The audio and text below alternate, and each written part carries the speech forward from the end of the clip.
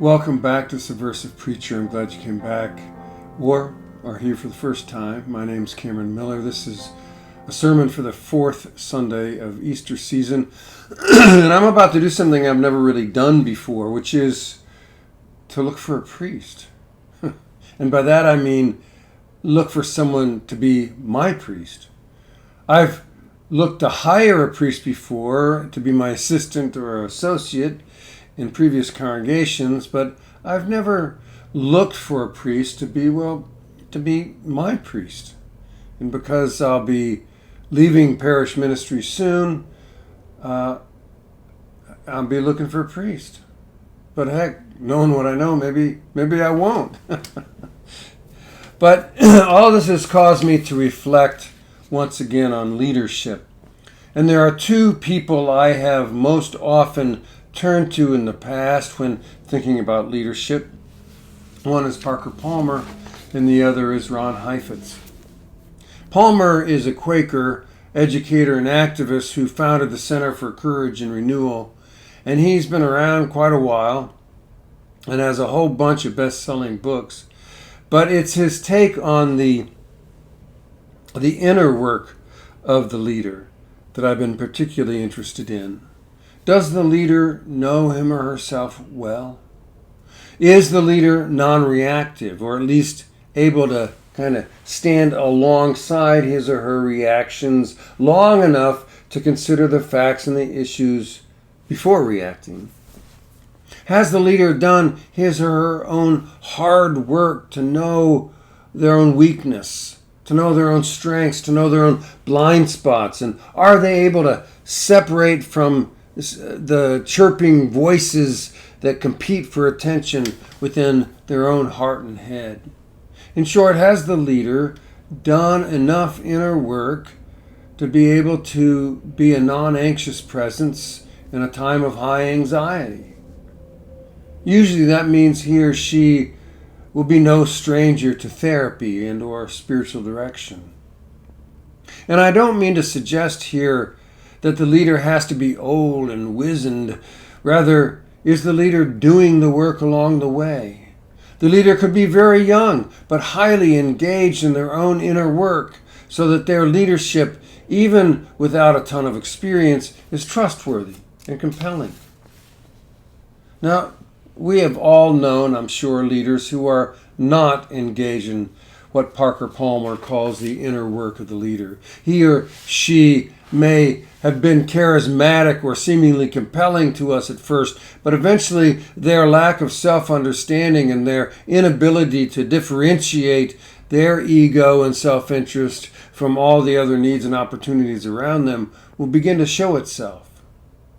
And I'm guessing that we've also known a leader or two in our lives in whom we invested our trust and who proved him or herself to be utterly trustworthy, a wonderful steward of the authority and credibility that we had invested in them.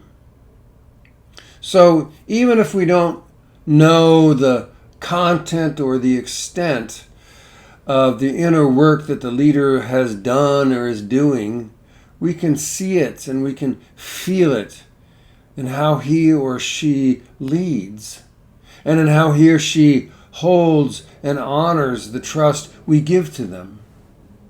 So when I go looking for a priest, I'm going to be trying to intuit the quality of their inner work. For what I'm looking for, I don't care how much experience they have had. I care how much work they're doing on their own inner journey. Now, the other side of this equation, or this question rather, is about how they work the levers of leadership within the congregation. For that, I love Ron Heifetz's book, Leadership Without Easy Answers. There's a big difference between leadership and management, and most people are not gifted or skilled at both at one and the same time.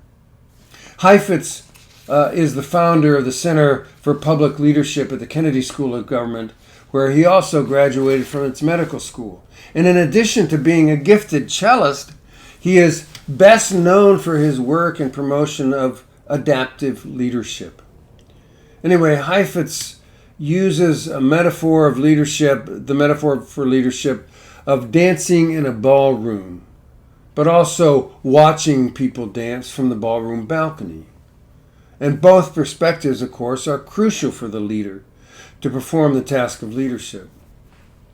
Knowing who's dancing with whom and how well they dance and just being comfortable being in the crowd is an important part of leadership. But so is the ability to get up in the balcony and look down and observe the patterns of movement, where the spaces are and where it's congested.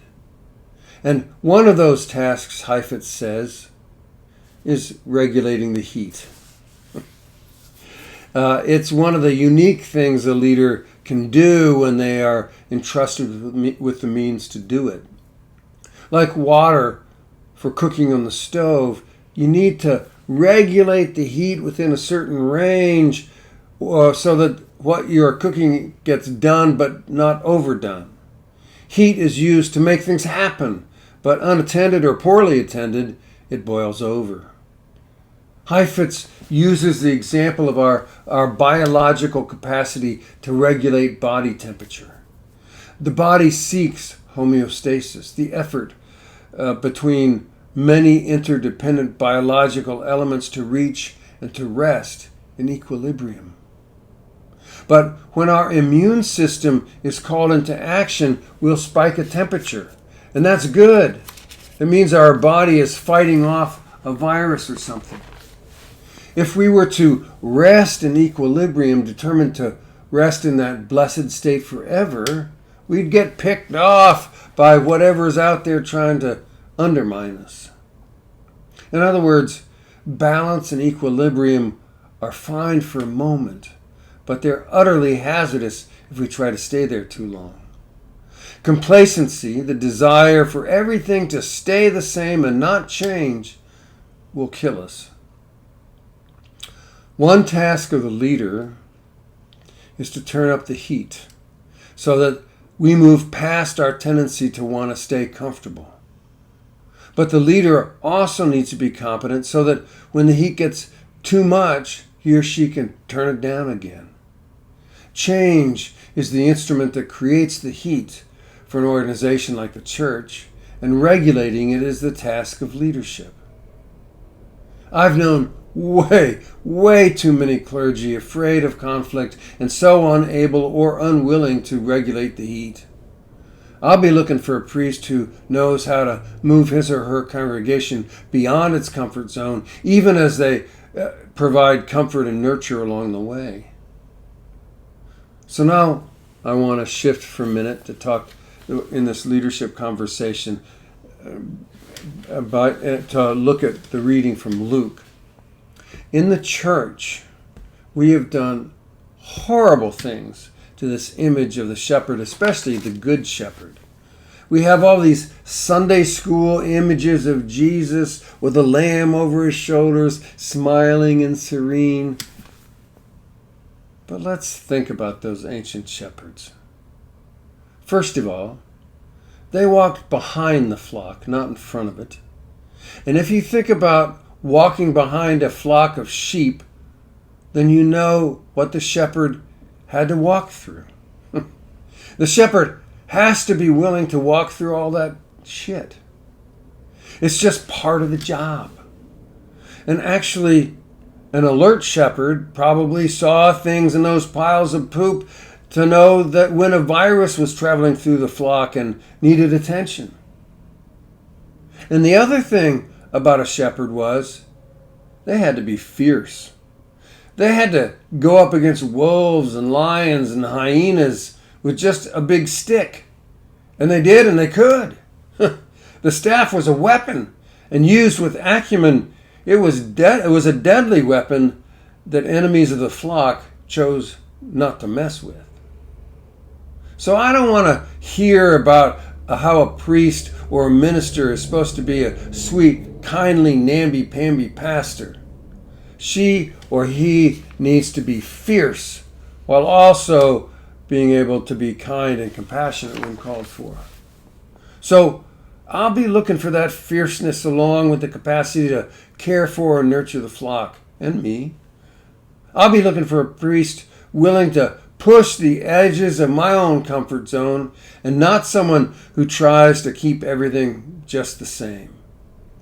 I'll go looking for someone who is willing to move through the congregation's crap, but not take it.